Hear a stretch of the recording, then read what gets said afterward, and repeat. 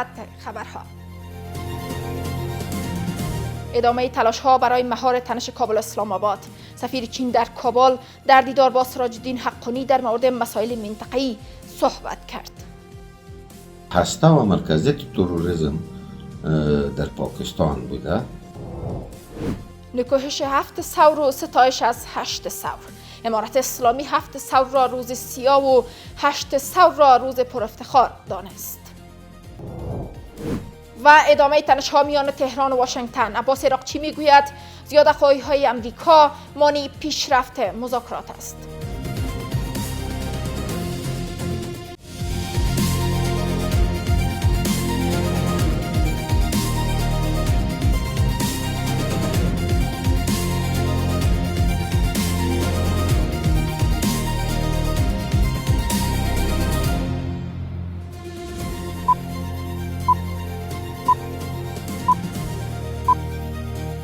سلام، به میز خبر از آفاق خوش آمدید. امروز دوشنبه هفتم ثور 1405 هجری خورشیدی که مصادف است با 27 آپریل 2026 میلادی.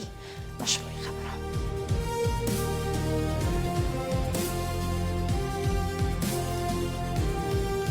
پس از پایان مذاکرات کابل اسلام آباد در ارومچی، چین به تلاش‌ها برای حل تنش افغانستان و پاکستان ادامه داده. سفیر چین در کابل در دیدار با سراج الدین حقانی وزیر امور داخله درباره روابط دوجانبه و مسائل منطقه‌ای گفتگو کرد. حقانی در این دیدار گفت که تمرکز افغانستان بر حل مشکلات داخلی و بهبود وضعیت زندگی مردم است.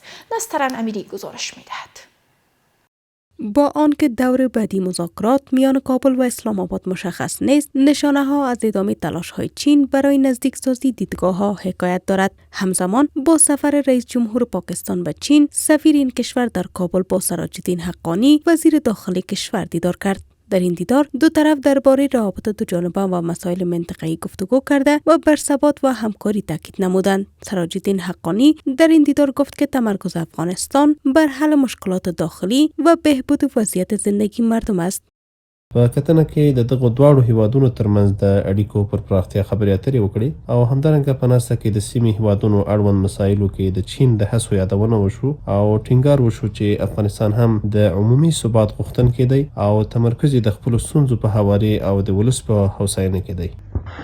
همزمان نشریه اوراسیا ریویو گزارش داده است که برخی مقام‌های چینی ریشه تنش‌ها میان امارت اسلامی و پاکستان را نه اختلافات مرزی بلکه مسئله تروریسم می‌دانند. در این گزارش آمده است که این موضوع پس از گفتگوهای اخیر در ارومچی مطرح شده است. در این گزارش به نقل از سخنگوی وزارت خارجه چین تاکید شده است که با وجود ادامه گفتگوها، تروریسم همچنان چالش اصلی در روابط دو کشور است. اختلافات میان افغانستان و پاکستان ابعاد مختلف دارد. بحث مرزها به مثابه کد استخباراتی استفاده میشه.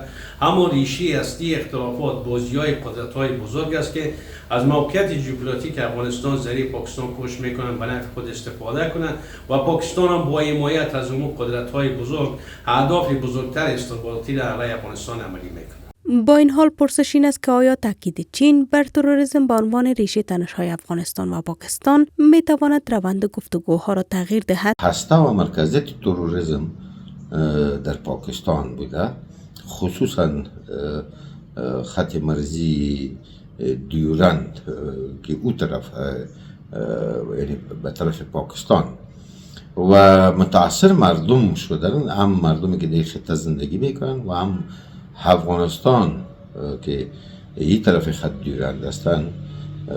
برنامه های بیگانگان اینجا تطبیق میشن.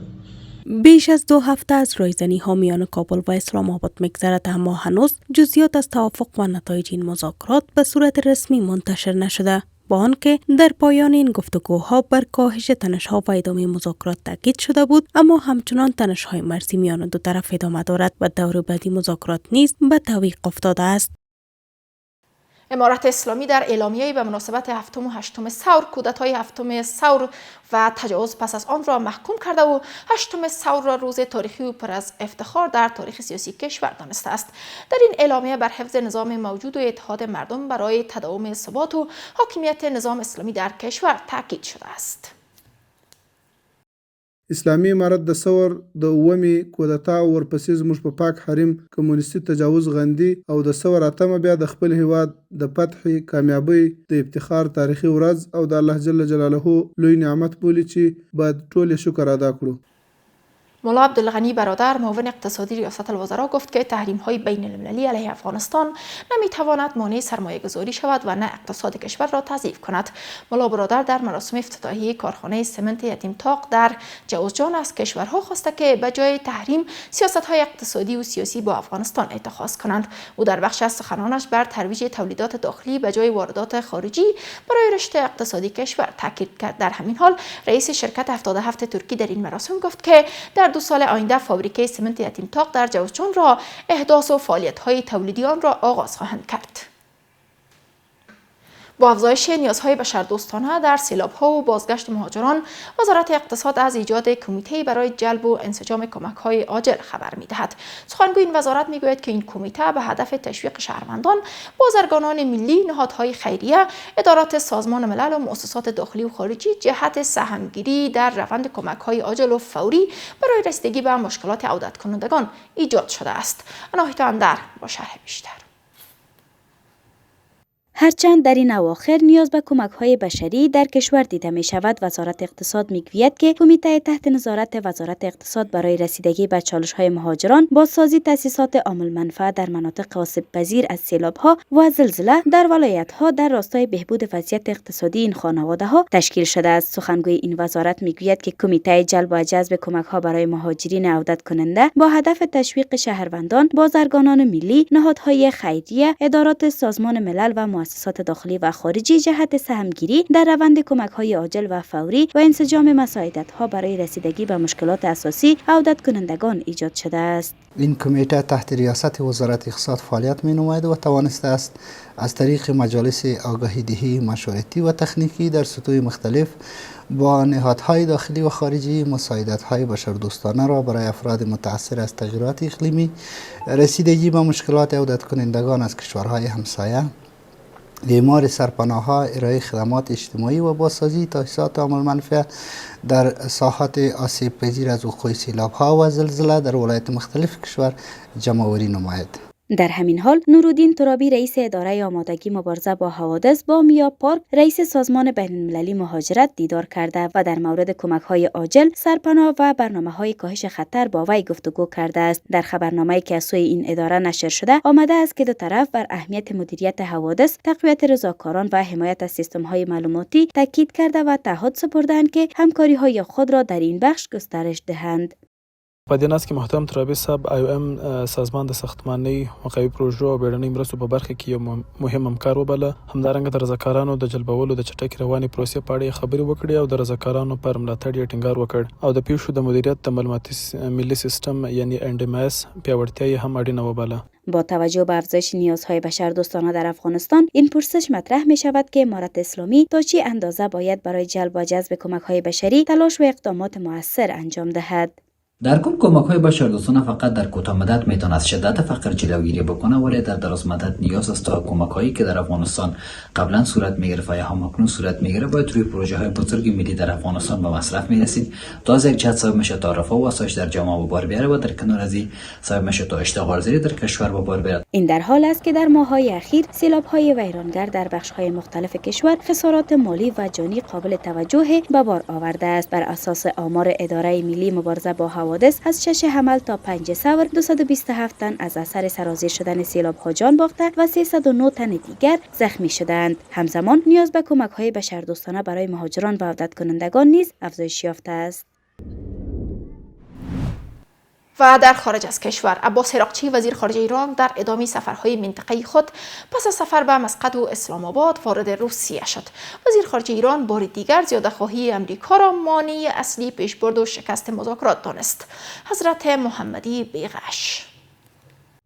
با افزایش تنش‌ها میان تهران و واشنگتن پس از تمدید یک جانبه آتشبس از سوی ترامپ، عباس عراقچی وزیر خارجه ایران و از اعضای کلیدی هیئت مذاکره کننده این کشور در یک رشته سفر منطقه‌ای نخست وارد اسلام آباد شد و سپس به مسقط پایتخت عمان سفر کرد. عراقچی موضوع اصلی سفر و گفتگوهای خود با رهبران عمان را تنگه هرمز دانست. عراقچی مذاکرات با مقامای عمان را مهم خواند و گفت که تهران و مسقط به عنوان تنها کشورهای ساحلی تنگه هرمز در مورد راهکارهای برای تضمین عبور و مرور ایمن در این تنگه صحبت کردند. همچنین وزیر امور خارجه عمان نیز گفتگو با عراقچی درباره تنگه هرمز را خوب توصیف کرد. ما و عمان همونطور که می‌دونید دو کشور ساحلی تنگه هرمز هم هستیم و لازم بود که در این خصوص با هم رایزنی داشته باشیم.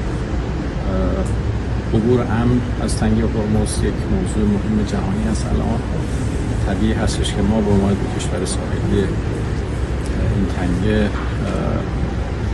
باید با هم صحبت داشته باشیم. وزیر خارجه ایران همچنان گفت که دیدار با ولادیمیر پوتین فرصت خوبی برای بررسی تحولات جنگ خواهد بود. خب مدتی بود که به خاطر جنگ تحمیلی رمضان فاصله افتاده بود در دیدارهای ما و من از این فرصتی که پیش آمد سعی کردم که استفاده بکنیم و ادامه سفرهایی که به پاکستان و عمان داشتم سفر روسی هم تنظیم شد. فرصت مناسبی هست. وزیر خارجه ایران در بخشی از سخنانش بار دیگر امریکا را متهم کرد که با اتخاذ رویکردهای غلط و زیاده‌خواهی در مذاکرات دور قبلی گفتگوها را علیرغم پیشرفت به ناکامی سوق داد. تحولاتی در مذاکرات رخ داده، رویکردهای آمریکایی‌ها باعث شد که مذاکرات دور قبلی علیرغم پیشرفت‌هایی که صورت گرفته بود ولی نتونه به اهداف خودش برسه.